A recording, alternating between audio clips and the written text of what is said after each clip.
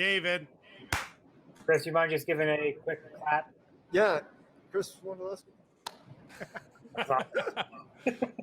All right, here we go. You guys ready? That might be the best clap we've ever Yeah. had. Hold on 1 second. Being awkwardness, I got that. I know how to be awkward. Yeah, elite on the awkwardness. When they do the FIFA rankings, he's 99 in awkwardness, 99 in finishing. All right, here we go. You guys ready? Oh, from New York, you are listening to Extra Time, driven by Continental. I am Andrew Wiebe. No, I'm not in New York. I'm in Vacaville, California, still with my partners in soccer. Reaching out to you from afar, Kaylin Carr, Matt Doyle, David Goss. What's up, guys? How you doing? Canada Day is up. That's what's up. Oh, didn't realize that there was going to be that much excitement, but I am now very excited about Canada Day. Dwayne De Rosario Day to you. Yes. I think it's a D-Row Day has a better ring to it, but that's neither here nor there. If you know K-Day.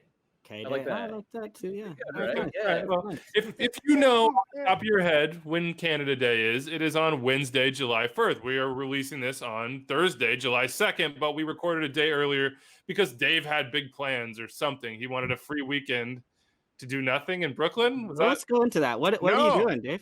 Yeah, I'm going to Cooperstown, New York. Oh, the home of baseball, to sit in a cabin and have fires and play games and hang out and drink maple syrup. It has nothing to do with baseball, but it turns out that everyone goes to Cooperstown all summer for Little League tournaments.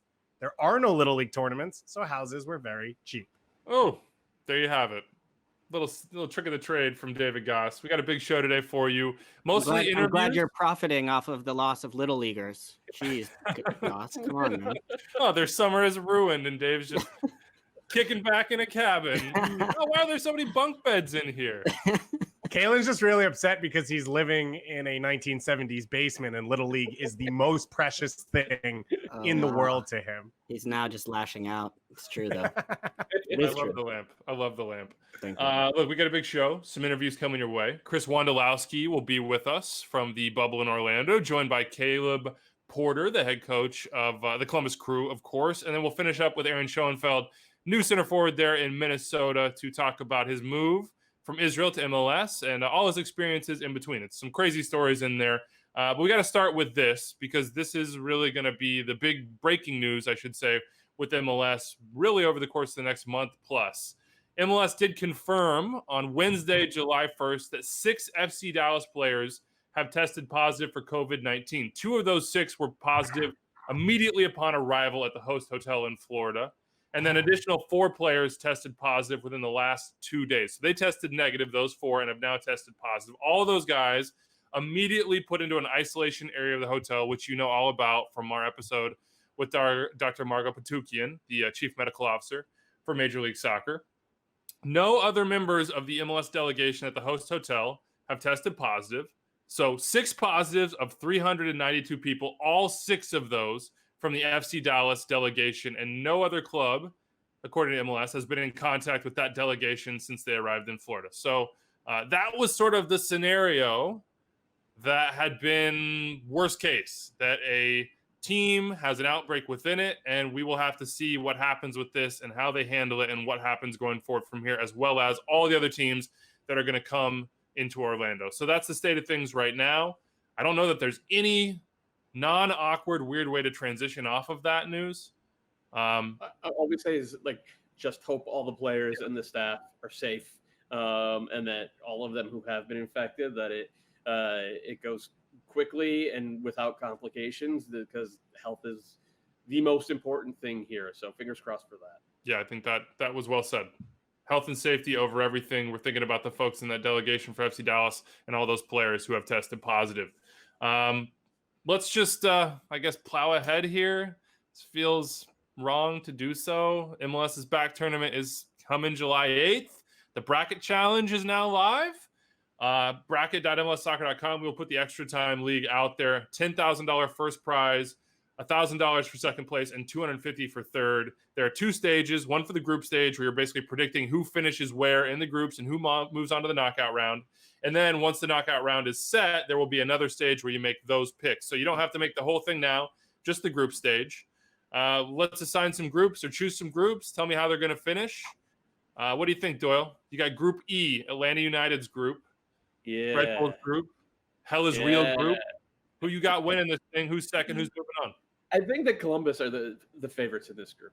And I know they didn't play great to start the season, but they have two things, right? They have the ability to sit deep and counter, which they're excellent at, especially I think with Diaz on that right flank, and then Jossie always makes the right run and does it at a sprint. And like Jossie is a proven goal scorer now, so you have that. And then in Zelarayan, you have a number 10 who has already shown once this year that he can win a game for you. So I like what Columbus have in terms of being an uncomplicated team. They have some depth, but a clear first 11. They have one or two guys who can change the game coming off the bench. And you add in a veteran defense, and like that to me seems like a really good formula for this tournament. Whereas the other three teams in the group are just question marks, right? Are you going to troll Atlanta here and not have them finish second? I'm just waiting for the inevitable moment. I'm basically on the edge of my seat waiting for when you say. I think Atlanta finished third in this group. I think that Atlanta's like Joseph Martinez over the last 3 years has had the best 3-year run of any striker in MLS history. You could argue his 2018 season was the best season in MLS history if you factor in what he did in the playoffs in addition to what he did in the regular season. And last year, 2019, he might have been even better and more important because that team, they were a mess in the middle of the year. And then he scored in 17 straight games? He picked them up and he carried them emotionally, and he carried them obviously in the box score. And he's the one who gives the team their shape. And I know they have talent behind him. And there's a chance that Ezequiel Barco and Pity Martinez and Rossetto all live up to it and make this look stupid. But I just can't see a way for Atlanta without Joseph Martinez. I can't. And so second place, it's not going to be the Red Bulls, actually. I'm picking FC Cincinnati in second place. Yeah, knew the troll was coming. No, I'm not trolling. Like, no, never. Would never. FC Cincinnati showed promise in those first two games. And now, obviously, they have been a disaster off the field. They've had to make so many stops and starts. But if you look at that talent on that team, they have in Jurgen Damm a $20 million striker. They have in Alan Cruz and Frankie Amaya two young midfielders who can cover a lot of ground and cover for Sim de Jong and Harris Medunjanin. They have Yuya Kubo, another DP forward. There are going to be questions about the defense. I'm not picking them to win it all, but I think this is a team with a ton of firepower who could go out there and punish Atlanta and punish the Red Bulls and give Columbus a game, which they did last year. So I think it's Columbus number one. This is the Ohio group. Columbus number one, Cincinnati number two, Atlanta number three, and then the Red Bulls number four. I know the Red Bulls already beat Cincinnati once this year, but they're so questionable in terms of what they do in the second half of games, and that has been consistent over the past 18 months. So yeah, I guess this group ends up the opposite in a lot of ways of what most people would have it as. No Josh Sims as well. He is back to Southampton. Josh Sims, we barely knew you. It was like Omar Damari-esque, like comes in on the DP loan and then whoop, whoop, whoop, he is gone. Dave, what about Group D? What are you thinking? Group D is a tough one. It's one of the groups where I think any team could get out depending on the form they have. I think RSL has the most question marks coming into it. So you look at SKC, who played well the first two games of the season, have brought in Pulido. They have depth and they have experience, which I think is going to be huge in a tournament like this. They can possess the ball and control the game if that's what they need to do. And I think they can also defend as a unit and use Johnny Russell and whoever else is playing on the other wing as an outlet if they have to counter. So I think SKC gets through. And then you look at Colorado. Did they won? What? Are they first? Yeah, they're number one. Okay. They've also been together the longest. They've been training together the longest, which I think is like one of those pretty large details that's really going to matter here. Sorry, did Weeby mansplain Doyle's group to him? Or is that just Oh boy. Just sorry, Weeby, do you want to go now? I was just trying to make an addition. Oh boy. Group D. And then I'd say after that, Colorado. I like the way they're built, Robin Fraser, the ideas they have. And obviously we've talked 17,000 times about them scoring off set pieces and their ability to threaten teams in a tournament setting where you know exactly what you need in terms of goal differential, results, last 15 minutes of a game, you're pouring bodies forward. They've got a lot of options in that. And then I think Minnesota is going to be really mad at me for this, and I'm kind of okay with it. I know we had this discussion a week ago or something about Minnesota and where they're at, and you guys felt like they were closer to the team they were last year than I do, which is I think that the attack has to change so much that it's not a ton of continuity. They have that continuity in the back line and in defense. So I think Minnesota has a shot to be they're going to be the third place team. I think they have a shot to get out as one of the best third place teams after that. But yeah, that's how I see Group D. My face is burning in embarrassment from the mansplain drag. It hurts me. No, you're good. I got to get out of the way now. Kaylin, I continue. I'll give you a free 2 minutes and I won't interrupt at all, okay? No, it's okay. I had to bite my tongue with this FC Cincinnati pick. I was sitting there myself being like, if Jaap Stam on like 2 handfuls of practice can come in and beat the Atlanta the Atlanta and the Red Bulls to go through, that would be quite the coaching performance there. Hey, weird things happen, man. It's 2020. No, hey, we are learning that for sure. So I'll go ahead and I think most people when the groups were announced looked at Group F and said the kind of obvious choice. I mean, everyone's got circled El Tráfico. They want to watch the match. I understand that based on the history between these two clubs, the short history, but I guess entertaining one for sure. So most people have kind of penciled them through, but I don't see it that way. I do feel that LAFC clearly is the best team in MLS. If Charlie Candle is still there and it sounds like from the reports I'm reading that he will be. We don't know necessarily everybody who's going to be in attendance or who isn't, but with the way that team plays, the way they're built, and the institutional knowledge that they have from Bob's system, I think that's going to be able to. I just think of like how quickly can you turn the lights on in a tournament like this, and that's one where I think they will go through on the top of that group. After that, I really think this is wide open. I don't think it's an obvious answer at all that the LA Galaxy are the next logical pick to go through just from watching them in person week 1 against Houston Dynamo, who they will also be facing in this group. They just looked lackluster. They didn't look like there was many ideas. They couldn't figure out how to get Chicharito the ball in good spots. Pavone, of course, scored a brilliant goal. I think he can always find a moment of magic. But again, with the Galaxy, it's still the system hasn't really taken shape. It's really waiting for moments of individual brilliance. And they don't have the big man that they did last year to do that. So more of that will fall on Pavone. The Dynamo, I think, has some advantages just based on understanding the heat, the humidity, and I think they have a good energy within the group. But I think Portland is the second team for me to go through. And we've seen what Savarese can do in a tournament setting, in playoffs, throughout his career, even before taking over with Portland. I really like, of course, the front attacking group that they have going for them with Blanco. I think Jeremy Abobasi will have a big role, hopefully. And then you always have Valeri and Chara. So a nice spine there, and they're good in this type of setting. So if I were to pick it out, I would go LAFC, Portland, Houston Dynamo, and I think LA Galaxy still have a lot of work to figure out. And look, they don't have Jonathan Dos Santos. That news is just dropping here. Hernia surgery. So like he is one of the he's a linchpin. Like you take the linchpin out and this already sort of rickety contraption might just kind of crumble to the ground. TBD, we shall see. But I think I'm with you, Kaylin. I don't think the Galaxy get through. I'm taking the group of chaos, as Doyle coined it, Group A, 6 teams, because I'm out here making guarantees about Dom Dwyer and trying to embarrass myself with Orlando City picks. They're finishing 3rd. They're moving on. They're getting through. They got to. So I have some self-respect. And then the top 2. I like that Weeby takes the group of chaos and then starts in the middle. So next you have to tell us who finishes 4th. I had to do the all 6. What's the point? They're not even going through. They don't even matter at that point. Look, the problem is no idea where you're getting from Nashville. No idea where you're getting from Chicago. Inter Miami, like they don't get LGP now because you can't have TAM players and DP players sign and come in. I don't know what they're going to get there. I don't know if they can score goals. So all those guys, you guys just fight it out for 4th, 5th, and 6th. Don't care. Doesn't matter. It's only 1 through 3 that matters. And I think the top 2 are the 2 most talented teams that have actual continuity and a plan. And that's Philly and New York. I'm going Philly 1. I think that they will come in and be more prepared in that moment. And I think that they're maybe better suited to sort of just like grind things out.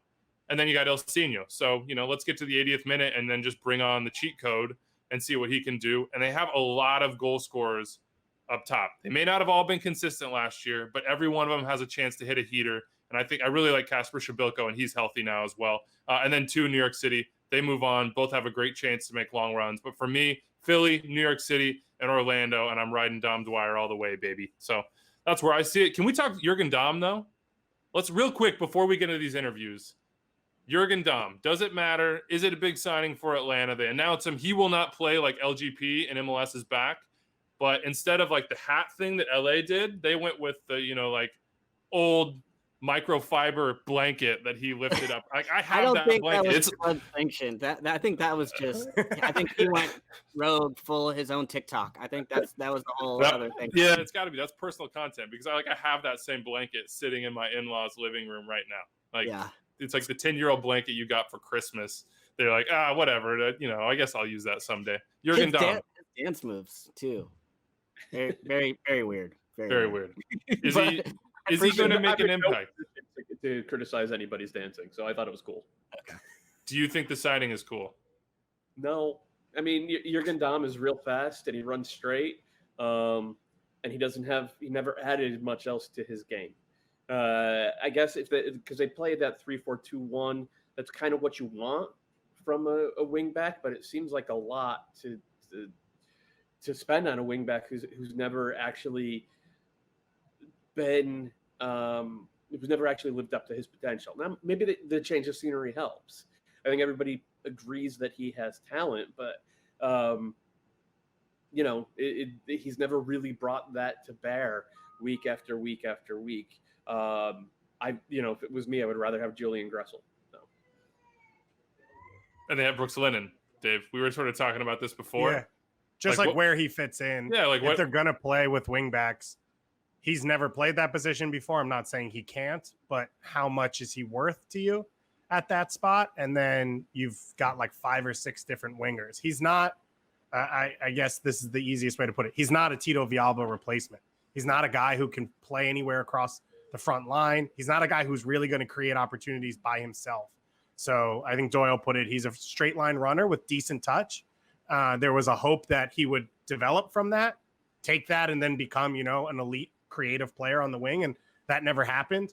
If they got him for a good deal, which is kind of what we're hearing about with LGP of like, things are weird right now. And if you can get a guy, get him in a salary cap league and then figure it out, because his salary could be an asset you could use around the league, or maybe Brooks Lennon's available, something like that now that you can do some things with. But this is not a Joseph Martinez replacement. It's not a Tito Villalba replacement. It's not a Julian Gressel replacement. I would agree with Doyle. He's not as versatile. He doesn't fit in as cleanly at any position, all those types of things. Definitely doesn't cross the ball as well. Yeah. Like that's been one of the big knocks on Jurgen Damm over his career is that he just, for a guy who plays wide and is really uncomfortable sliding centrally, he's not an effective crosser of the ball. It's a weird signing. It's a weird signing. We'll see what it means. We don't have to worry too much about it during the MLS's back tournament because he won't be playing in that. Little final news before we get to Wando, to Caleb Porter, and Aaron Schoenfeld. In about, I don't know, maybe I give it 5 years, we're going to have some elite defensive midfielders in this league. Juninho retired, went straight into the LA Galaxy Academy alongside his partner, Marcelo Sarvas. And Shalrie Joseph, the legend, the heartthrob of David's life, is then now in the New England Academy as well. So this is what we need, baby. We need those guys training up our defensive mids of the future. I'll leave this to you, Dave, because I know you feel some type of way about Shalrie. Yeah. 3 amazing players, jacked about all of it. Although I'll say this, Shalrie had Granada playing, I think, the best in their group in CONCACAF Nations League as a head coach. So the fact that he doesn't get a look as an assistant or even a first-team coach in MLS straight off the bat when other players who have 0 coaching experience get that opportunity, I think is wrong. But New England has not had a good academy. It has been something that Kurt Onalfo has talked about consistently. Adding a USL team has been a big part of that. They've signed a number of players. So if you're going to change things, this is a great guy to go with, who was a versatile player, who read the game well, who controlled the game, who was a part of the best teams in your club's history. And when you watch his Granada teams play, like in settings where it was hard, fields were bad, travel was poor, they played soccer. They tried to play out of everything. They wanted to play with the ball on the ground. They had a belief of who they were, and then they dominated every team that came in front of them. So I'm really excited to see what he does, and hopefully this means if he's going to stick around, that he can finally come on ETR. I know.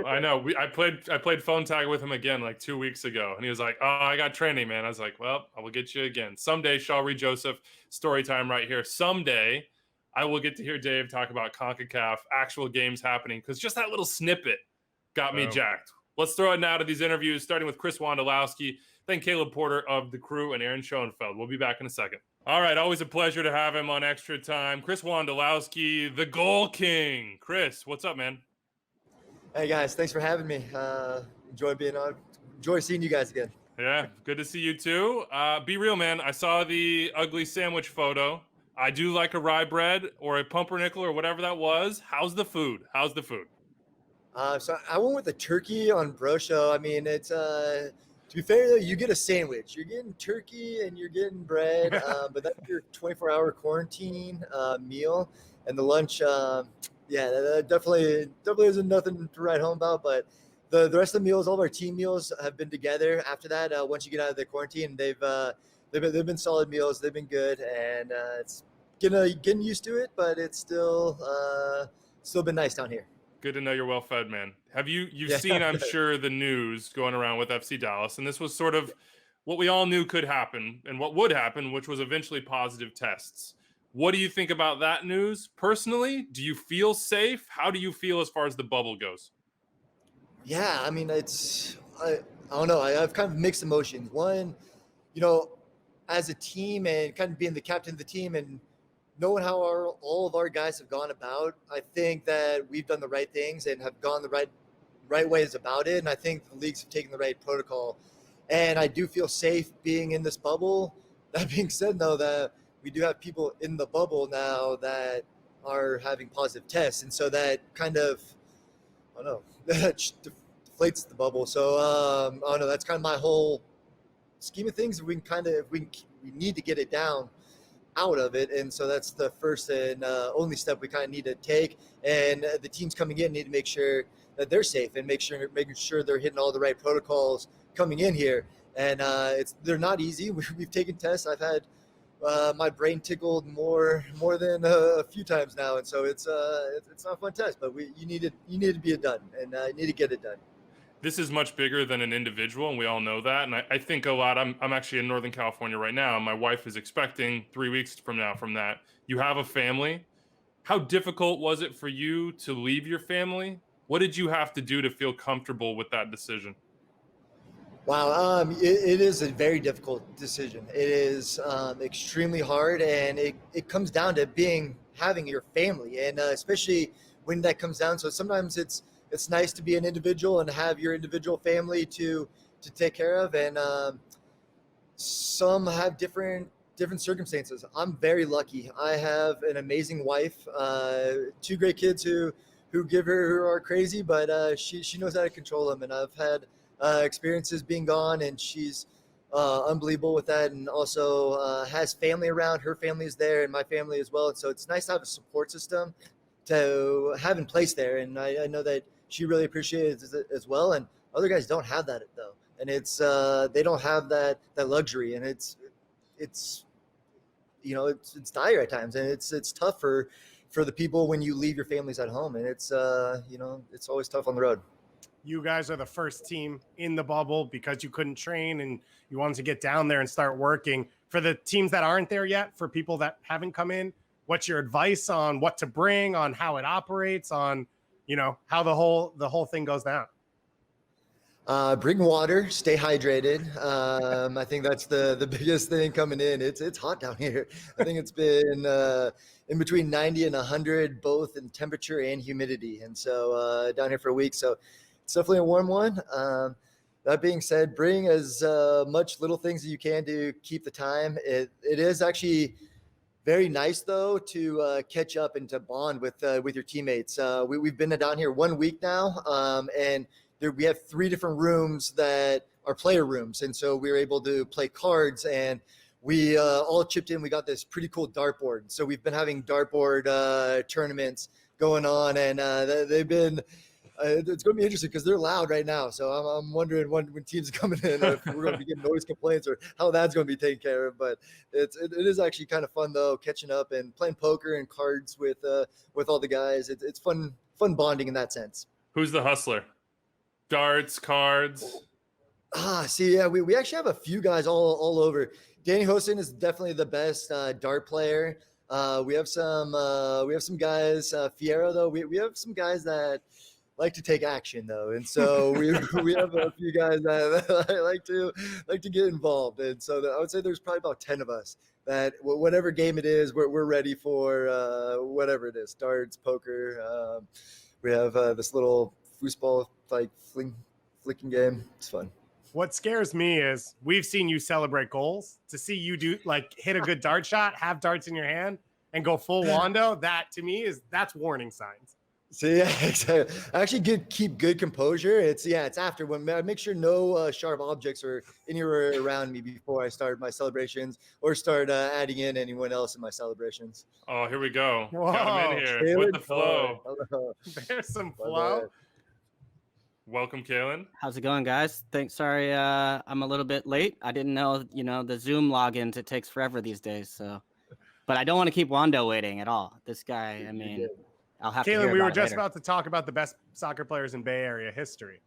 So Kalen, perfect timing for you to was come an in. absolute legend. I have amazing Kalen stories, and I've told a few of them, and I will always tell them. Kalen was the best by far on our team. We grew up playing together, and definitely the best on our team. All right, give No, us a good no Kalen chance. story. Give us a good one. Come on. I mean, I think my favorite Kalen move was that he didn't like to head the ball, but at the same time, he has amazing hops. So he would jump in front of the defender so high that the defender would lose sight of the ball, and Kalen would duck at the last second, and the defender would see it, and then he would just spin, and he'd be gone. And that was definitely like one of my favorite Kalen moves, and it was good. It worked. Yeah. I don't know how we didn't win State Cup. I'm still people ask me that all the time. I'm Like, still how bitter did these about that. guys I not went win? for Yeah. track meet. I do take personal blame. That's Noah true. actually still gives me. I saw Noah play golf with him. He I still saw gives that. me blame for that. So Yeah. yeah.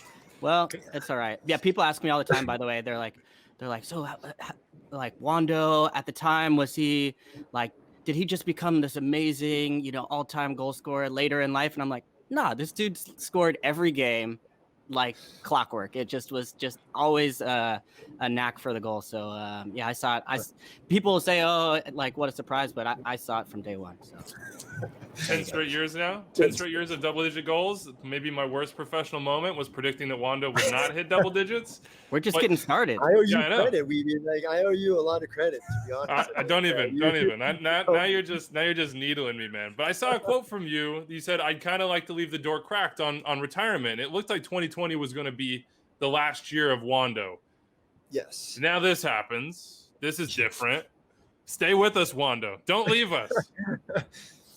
Yeah. So again, I was kind of talking to the wife, and I had a full tank, and I was ready to give it out all 2020. And I had many scenarios played out in my head. I thought I had the best, and I thought I had the worst played out. I did not have this. This was actually something I did not have pegged. And I had many other scenarios, to be honest, but this actually wasn't. But that being said, I still it's pretty cool that we have this tournament. We have a tournament that you get to win a Champions League berth, and it's a special tournament, and something that we're competitive. We want to win, and if things go right, I'm still planning on going out in 2020. But I mean, I don't know. Hey, I just want the door not necessarily cracked. I'm just leaving it unlocked at least. I'm Gotcha. not locking the door. All right? You could walk just, through it if you wanted just to. keeping it at least still closed a little bit. So I have to make Guys- sure I can still move by the end of this tournament as well. I think that's also a key. I mean, we've been watching The Last Dance over this time, so I think it's like, maybe you step away. Does he not step away? Comes back. A little baseball. Kalen comes in, does the documentary of the final season. I mean, I can see it work. I can see it happening. All right. I like that. I like where you're thinking there. That's, Yeah, you got a producer on your side. Before we get to, I have to ask this one because I was wondering what you would do during your 2-year break, and I was guessing it'd either be golf or basketball because I hear that's what you do in the off season. Who's the best basketball player in MLS not named Chris Wondolowski? One I've seen personally, it's Ike Opara. He's got skills. He's got good handles. He can actually D up really well. I know that's a shock. He's actually really good at defense, but he can. He's a really good basketball player. I need to give him credit too. That's actually just killing me inside. Just actually giving him credit that he is a good basketball player, but he is. Yeah, he locks you up, huh? All right, tell us about the soccer side.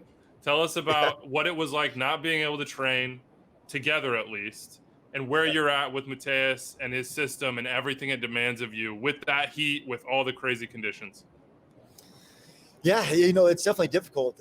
We had a very regimented plan, and we had a program that to the looks of it, I believe everyone followed. I know I did. I know many of the guys did to a T, because we knew once the ball was rolling with Matias that it wasn't going to be we're easing our way back into it. It's full cannonball into the deep end with Matias, and it's something that I love about him. And even Orlando too. As soon as it was tough in San Jose, we had about a week, 10 days where we got to kind of do basically it was individual training. We had parts of our own field, like a quarter of a field, where we got to dribble and do fitness, and that was, and the sad thing was we were all excited to do it because it was so long until we were back into it. And so once, I think it's all kind of worked into Matias' hands, because once we came down here to Florida and we got to play 11v11, everyone's been kind of ready to go. And it's been exciting. We're still working our way into getting everyone full 90-minute fit. And I think everyone will, but it should be fun. Wando, in those moments where you have individual sessions, I think your game and your strengths at this point. But when you're focusing just individually on your game and preparing for this tournament, what are some of the things that you focused on? Some of the things actually that I do focus on are especially my touches. We're working on dribbling a lot of, especially when I'm tired, just keeping the ball close, using all parts of my feet. Just keeping the technically sound when I'm in there, and then also just no mistakes. I know I've always said I've never been the strongest, never been the fastest, so I better be accurate. I better be precise with what I do, precise with how I play, and better be clean with it as well. And so always trying to work on that and perfect that as well. You said that you would like to work with the academy after whenever it is that you retire, door open, door closed, door cracked, whatever. And I hear you talk about that individual side and how you've maximized your ability. Let's say I'm pushing you into the academy right now. We've got a crop of young goal scorers or young attackers or young whatevers. How do you pass your information on? How do you pass what you've built over the years on? What will you focus on?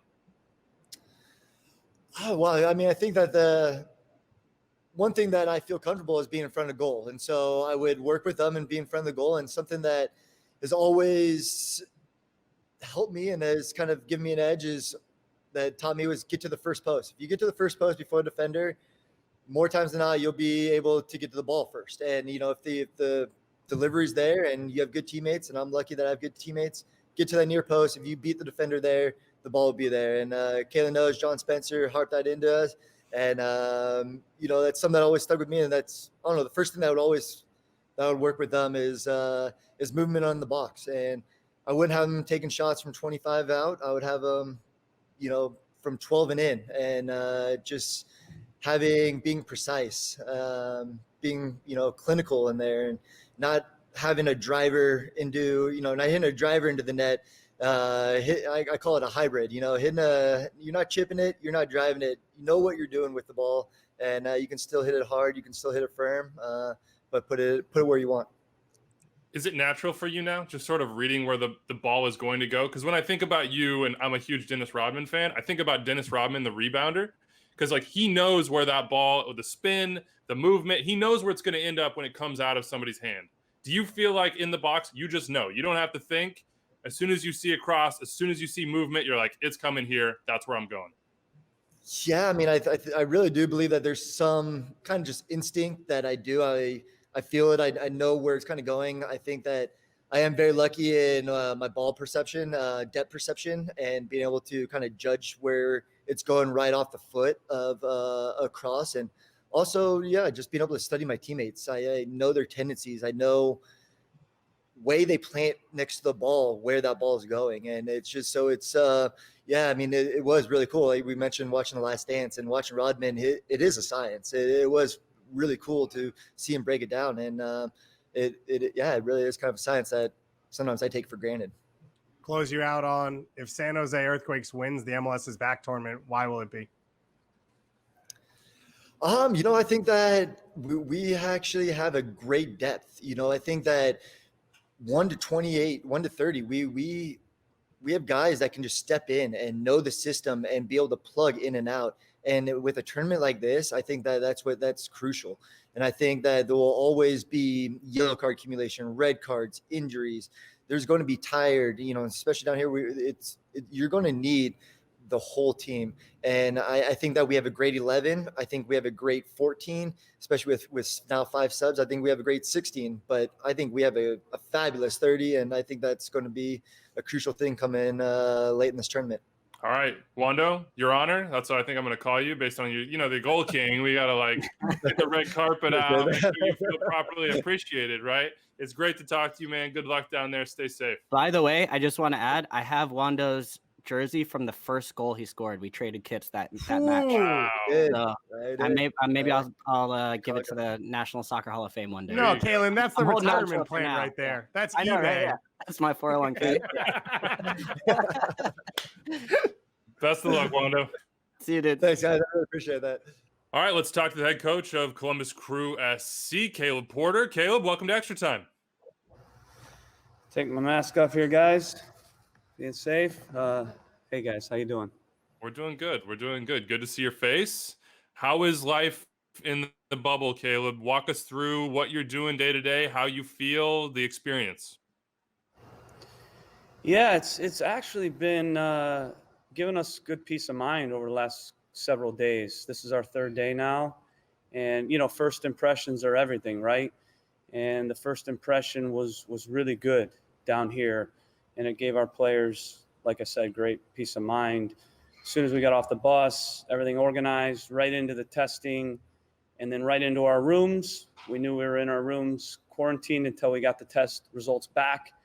And we were able to order room service from there.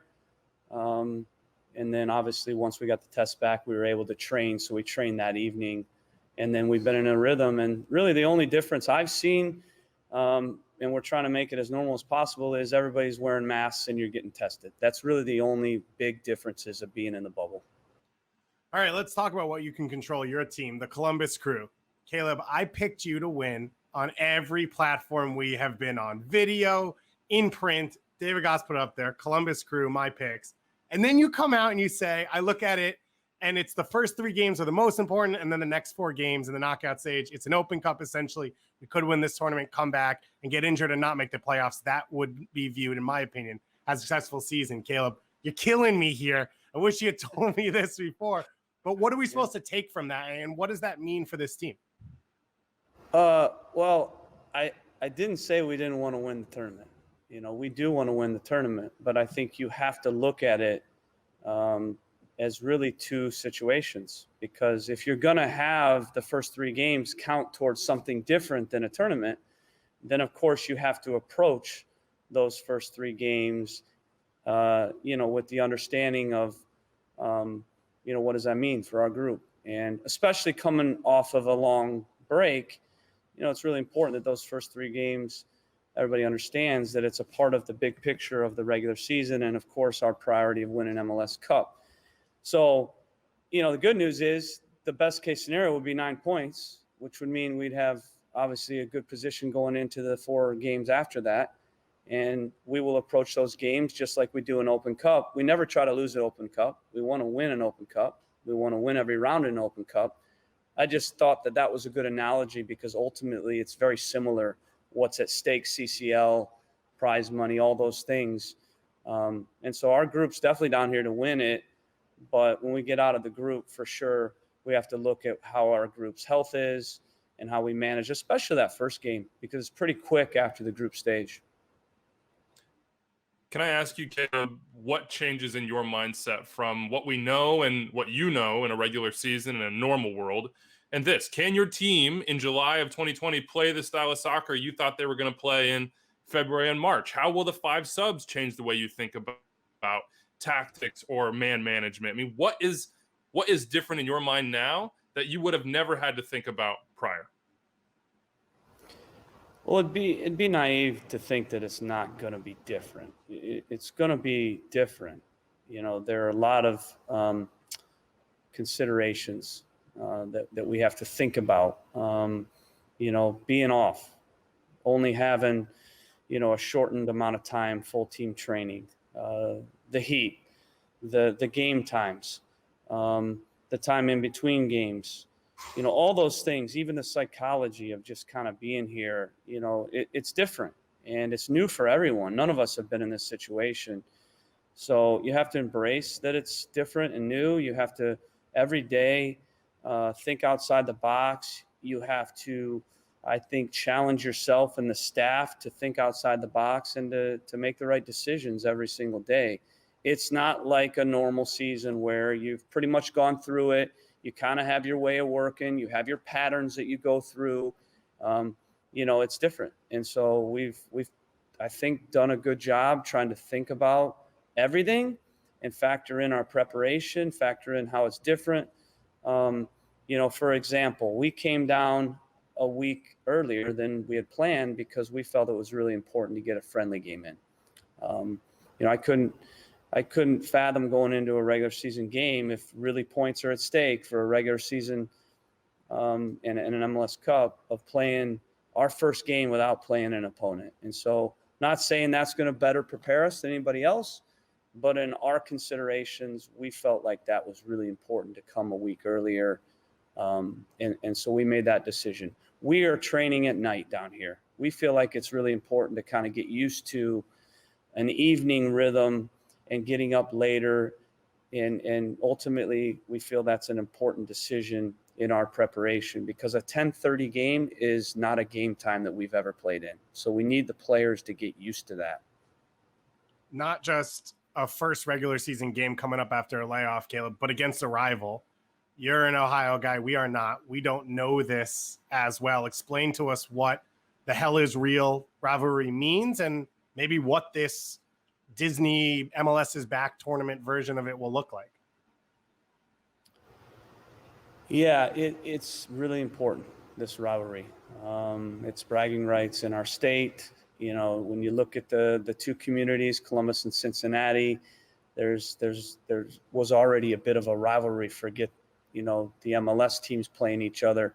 And so when now you put your team into that situation going against, you know, their team from their city, it's massive for everyone. Of course, you know, the supporters, but it's important for us as well. And we had a taste of that last year.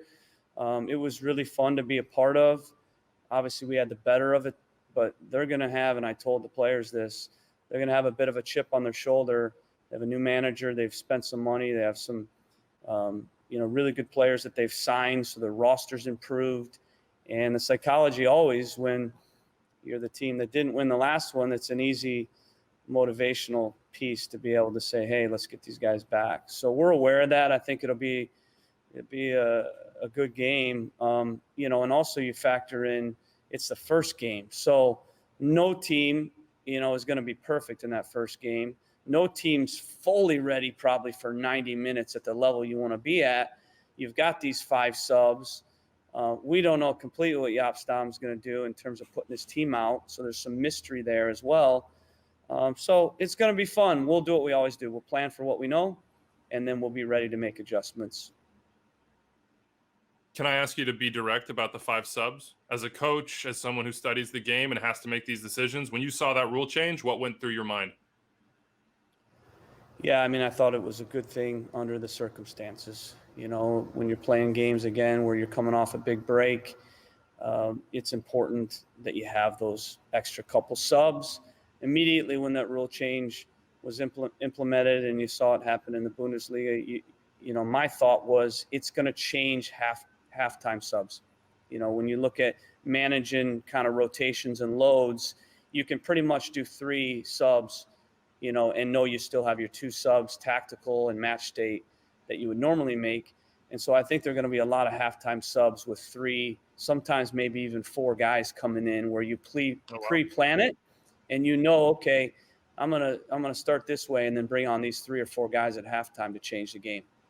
When you think in that, in terms of your ability to change your team more, does that change? So often we see this guy only has 35 minutes in him, so he comes on in the 65th minute. Does this give you the option to start a guy like that and maybe then take him off at halftime?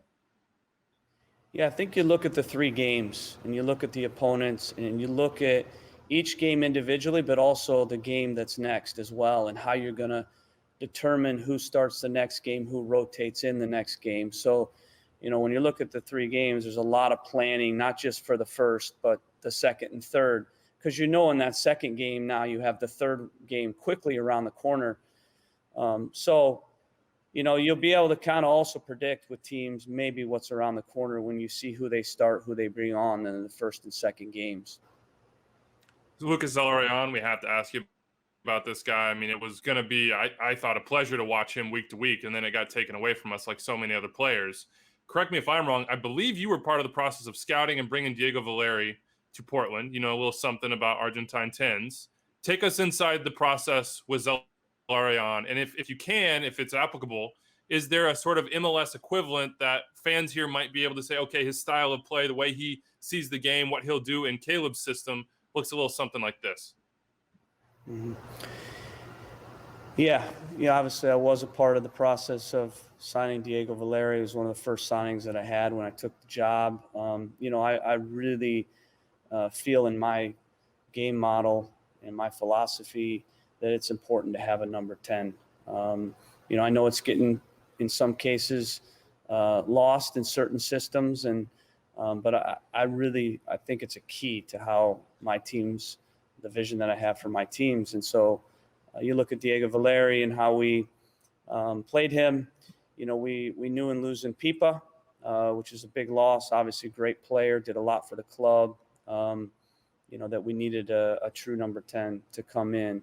And it was a great process. Myself, Pat Onstead, Tim Bezbachenko, our director of scouting, Neil McGinnis, and Issa Tall. It's a collaborative decision.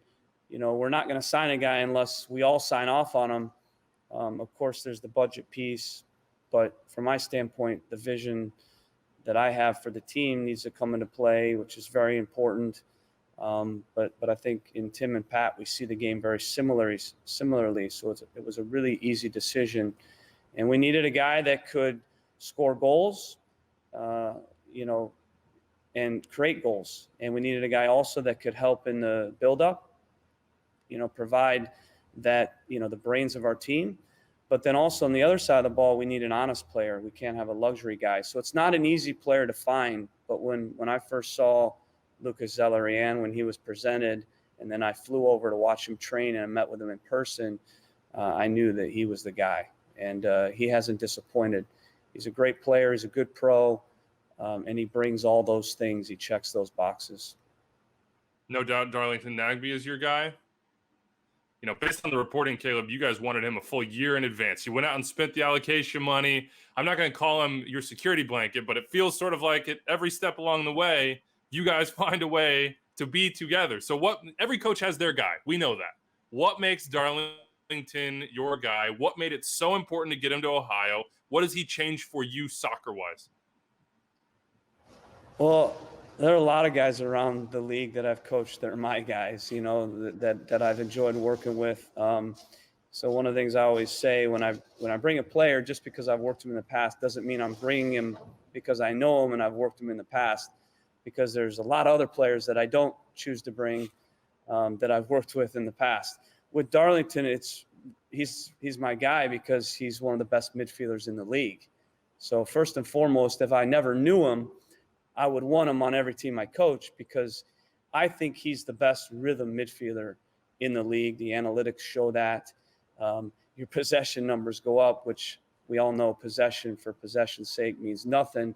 But when you look at his front half possession numbers, his ability, to maintain rhythm, tempo in our team is second to none in the league. And he's also an underrated defender as well. He doesn't do it with tackling, but he does it with positioning. And so I think if you ask any coach in the league, they'd probably want Darlington Nagbe in their midfield. So I'm no different. I think that's fair. That's what we're going for, Caleb. We wanted to hear that he's the best rhythm midfielder in the league, and boom, delivery. All right. Thank you so much for your time. We know you got to get going, get to training. Stay safe. We look forward to seeing you guys in that first game in Hell is Real. You guys coming down here or not? Oh, man. We're leaving the space for you. There? Yeah. It's too crowded for you. Yeah. It's too crowded for you guys. We'll stay here. I got a kid doing 3 weeks, so not for me. We'll be on the front lines here. No problem. All right, guys. All right. Take care. Thank you, Caleb. All right, we finish up from Orlando with Aaron Schoenfeld of Minnesota United, signed in this offseason. Big Celery, do you mind if we call you Big Celery, or? I don't mind. You can do whatever you want. That's cool with me. Where did that come from? Can I just ask that? How does that happen? I could give 2 stories, but I'll probably give you the truthful one. I just had a terrible haircut one time, and we had this media guy who was covering the Crew, and I guess some fan had written me on Twitter. I came in the locker room steaming, I'm like, how dare this guy call me a piece of celery? And then the guys in the locker room just erupted, and it was probably the worst thing I did, but in hindsight, it's pretty funny now. Yeah, that's one that you try to keep on the low. You get mad, but you don't tell anybody. Yeah, I was young, at the time. Yeah, that is what it is. So I watched, I'm seeing the guys in Dallas. What's the experience like? How are you keeping it loose? Do you feel safe? Who's the guy who's kind of keeping you guys up? Yeah, obviously all the stuff with Dallas is coming out. I don't know too much about their situation, but down here, our group, we feel safe. It hasn't been bad. We've mostly been gaming the whole time. We have playing Warzone all day. I don't know. It's not bad. We know the situation isn't great. We're just trying to make the most of it. But yeah, hours and hours and hours of gaming right now. So How my eyes do are you? probably a little sore. Yeah, no. I tell my kid, the more you watch TV, the more your eyes are gonna hurt. So maybe take that. He's 2.5, but how do you get to know your teammates in the short time that you had? Because you're there, then you're gone, now you're back. It's not like you've been in this team for 2 years. Yeah. Obviously Ethan and I, we put together a lot in Columbus, 4 years together. So that was pretty easy for me to come to Minneapolis. Having him there is like, my kind of go-to guy. But it's a great group. I'm really close with Tyler, Robin, Brent. It's a really tight group overall. A lot of the young guys are all bought in. It's probably the most collective group I've been a part of in a long time. Why Minnesota? Why MLS? Why did I come back? Yeah. I don't know. I probably could have stayed in Israel for a while, but I felt it was a good moment. I had a good offer from Minnesota, and I was coming at the end of my contract in Tel Aviv, and I wanted to get closer to Abby, and I felt it was a good fit for my situation. Why did you go to Israel? I know that the Crew, you were coming off the bench a lot, you were starting some, you played down in US a little bit with Dayton, but kind of take us through that decision-making process when it happened. Where were you as a player, as a person? Why was it right? Yeah. So, I was all the Israel stuff kind of started coming up in October of that 15. And we were going in the playoffs. That was the year we made MLS Cup. And I just wanted, I knew Kai was there. Kai was scoring every game, and I knew I wouldn't get a lot of minutes coming forward. And so I just wanted to go somewhere where I could, consistently play and, try to make a name for myself and just really give it my all. And so I ended up getting a call from an Israeli agent. He said, with the law of return with Aliyah, you can come. And I kind of thought, not at first it was a joke, but it kind of became more serious and more serious. And I was actually in Key West after the MLS Cup with all the guys from Columbus, doing our thing down there. And they kept calling me. And I'm like, all right, if you book a flight, I'll get on the flight and go. Anyways, I went from Key West. I had a carry-on suitcase and flew straight over. And, things just kept turning and went to Netanya. They were offered me, but they were cash straps. So the plan was to sell me. And was sold after 2 games there, and then went to Apollo, and just things kept turning and turning. And I think I scored like 10 goals in those first 12 games. And then all the stuff with Maccabi started taking place. And, it just all worked out like better than I ever could have imagined. We'll get to the heel turn of Hapoel to Maccabi in a second, but the life of Tel Aviv, living on the beach, Netanya on the water versus Columbus, that was a sell for you? Shocking. Yeah, I mean, I went to Netanya, had been in the snow in Columbus for those last 3 months, and I was like, I thought I was in paradise. I couldn't believe it. And then, I was signed in Netanya, and I took one trip to Tel Aviv one afternoon, and I was like, oh my God, it's like fantasy land in Tel Aviv. Yeah. Anyway, it ended up getting sold there, so I was so happy at the moment. So, hold on, I got to ask. You scored 10 goals in 12 games. It's like maybe you explode on the scene, man. You're like your life changes overnight. Like what changed? I think a lot of young Americans, especially attacking players in this league, you have a lot of foreign guys coming in, a lot of DPs. It's pretty hard to get confidence. Pretty much no matter what, unless you go in and score 5-6 games in a row, pretty hard to be a consistent starter as an American attacking player. I would say the 9 or the 10 position. And I went there. Okay, I had a little bit of luck. Essentially, I went to Hapoel. My first touch ever for the club, I scored a chip on Maccabi in the derby. And and something like this just ignites you. And from there, I remember feeling every time I was in front of goal, if the ball would come, I would score. And I was just like in that kind of form, And I wouldn't say I played my best soccer, but just in front of goal, I was, so sharp and so, I don't know. And I want to say on fire, but I don't know what the right term is. You just felt so calm and confident every time you got the ball. I remember seeing your name in headlines and seeing the goals and being like, whoa, Aaron is doing this. So that's on the field. Tell me, though, off the field, when you score 10 and 12, you're in Tel Aviv. How did your life change, like day to day? Well, it's a little different over there. Soccer players are essentially the basketball or NFL players here, and everyone knows who you are instantly. And I remember even when I signed at Hapoel, before I scored a goal in the league, people would stop me on the streets, and it was new to me. In MLS, even if they know who you are in the American culture, it's pretty rare that someone's going to go out of their way to say like hi to you. So I remember in these moments at first were so surreal. I'm like, how does everyone know? Like, I don't understand. And, it's just such a different culture. I don't want to use the word idolize, but just so many kids look up to you, and you're just kind of such an impact on the entire culture there. Just playing soccer. And I don't know, that stuff was so crazy to me. Even looking back right now, I'm kind of like mesmerized that actually was real. So I lived in Israel long time ago. And when I lived there was the 1 year Hapoel won the title. And all my friends are Hapoel fans. So they would drag me. It was 2010 to Aaron Zahavi's first. Yeah, exactly. Yeah.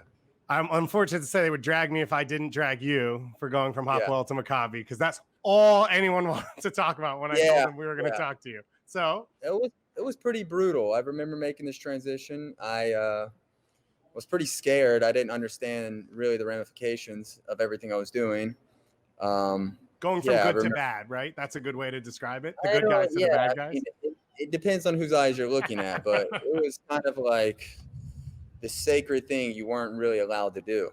And, I was fully committed to leaving.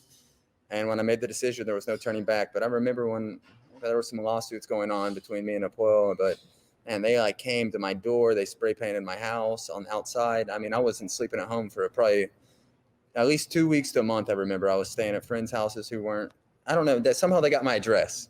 And so the ultras came, all the stuff was spray painted and all that. What's the moment when you were like, "Oh, this is real"? Like, was it the spray paint? Was it the lawsuit? Where you're like, "Ooh, I remember. So we did a team thing. I was with Paul, and I had a lawsuit coming, and I knew after the team thing that the lawsuit was coming at 12 was the time that the suit was getting dropped. So I was with the team in the morning, and I had just had, it's just a big moment. Everything's about to change in your life. And I remember in that moment thinking this is crazy. And when that lawsuit hit, I just turned my phone off, and I drove up to Netanya to a family I knew up there and stayed for a couple of nights. And then, it was crazy. Would you do it again? Yeah. I loved Maccabi. It was the best 3 years of my life I spent there playing. It was, I don't know, the people involved in that club, I'm so thankful and fortunate, from everyone from the kitmen or to the chefs to everyone, the fans. And it was some of the most unbelievable people I've ever met. Then you choose to come to Minnesota now. Tell me what you see when you walk into the squad and how you maybe compare the level that you were playing at in Israel to one that you're seeing in training now. Yeah. MLS level was really high. I would say the main difference I saw, the roster at Maccabi was so deep, because all the European runs we would have, and you had to have 24 guys because there was 65 games a season or something going on. So there was so much depth, but the players in MLS are obviously really high level. The American game has grown so much. Me and Ethan were just having a conversation, just how much the league has changed from when we came in the league in 2012, and to seeing the growth of clubs and just the commitment to American soccer to develop players and to, just make the game grow. Even think about our situation in the bubble right now. In 2012, would this have been possible? I don't know. But just a big growth in American soccer. You mentioned Abby Dahlkemper, and she's currently playing over in Salt Lake City, NWSL Challenge Cup. She's about 2 weeks ahead of you in everything she's doing. Yeah. What did you see from her preparation? What have you heard from her experience that you're trying to bring in to yours in Orlando? I don't know. If we can go back a bit, we were training together a lot in the off season, and so they've been preparing for a while. The team she's with, they're full go. They have a great coach and everything. But, she was working hard when we were still doing the small group training. They were in full team sessions, so we were talking about that, how funny that is. And they're in their situation's a little different than ours in the bubble. Their teams in NWSL were split up. But, it's tough. They're playing at altitude right now in Utah. She said it's tough. They're just trying to make the best of the situation like us. As a couple, do you guys talk about soccer a lot? Or is it sort of like, let's get away? Hey, you have a little mix. You'll come back from training, you'll talk about the session. But it's not like all day. We're not talking formations or tactics or anything. But, the normal, the vent from the session, how'd you do? Was it a good session? Do you feel good after? But, we're not getting too tactical. So you mentioned the shock of being, a celebrity in Israel, which you didn't experience in Columbus, really. She's a celebrity on a different level than basically anyone in MLS, right? She won a World Cup, all of that. What's it like to watch that? What's it like to be around that? I'd say, she's as normal as anyone is. She's just like any of us, so humble. She's worked for everything she had, but to watch her play, to see the person you love and care so much about win a world championship, that was, I don't know, I almost brought me to tears just to see, the dream of every young soccer player, boy or girl. It's always to win a World Cup. And to see her do that, it was, it left me speechless. And just to see what goes on behind the scenes during the quarantine, especially, I had time, we were training together, and just to see how hard she works and to see how hungry and how much desire she has, it's, it makes you, love and care about the person even more. The fans of the women's national team and certain segments of it are, as we all are about this game, obsessive, but also obsessive about players. Your Instagram, I haven't gone and checked it, but did you get an uptick in followers? Have you felt like you've, as someone, let's say, close to the program, has had some more eyeballs on you than maybe in the past? Yeah, of course. I get tagged in a lot of her little fan pages, which is pretty funny. But, it's really cool to see the following she has and to see, especially any national team player, boy or girl, the love the fans have for them. Aaron, we need more national team players, so just saying for the future. Open to it anytime. Okay. Open anytime. Cool. Happen. Last one for you, man. You got I don't care.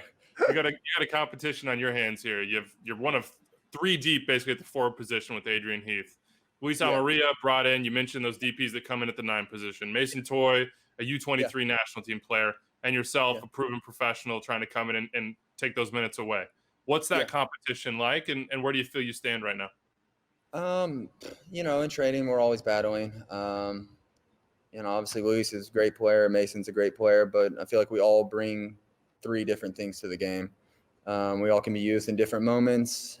Each have a different skill set, but it's fun to compete. It's fun being around these guys. Everyone's positive. You don't really have this bad blood energy, that some clubs have in the competing positions. And, I just, hope to help Minnesota, hope to score a lot of goals and do whatever I can to help. a lot of people would say Group D is the most even group because of basically every team has a shot to go through. A lot of teams that did well last year, SKC, probably the worst season last year, and they're one of the favorites to a lot of people in this tournament. What's the outlook of how you go about these 3 games? What's the conversation right now in the Minnesota group?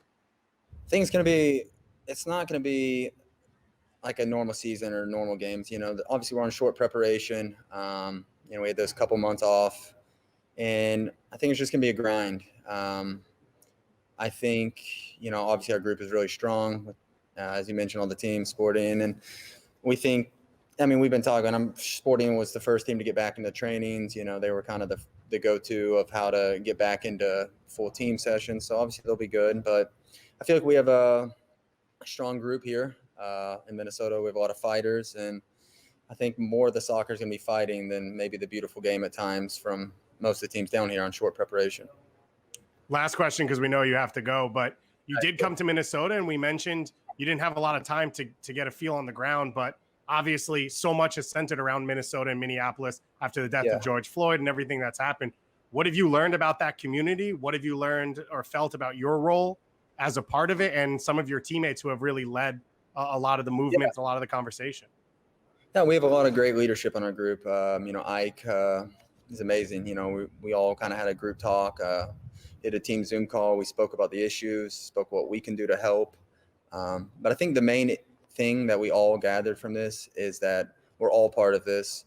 You know, all of our eyes have been open. You know, there's no more playing dumb. And I think as a whole, as a community, we all have to do everything we can to help in this situation. And I think as a team, we're all united into fighting it together. All right, Aaron, thank you so much for your time, man.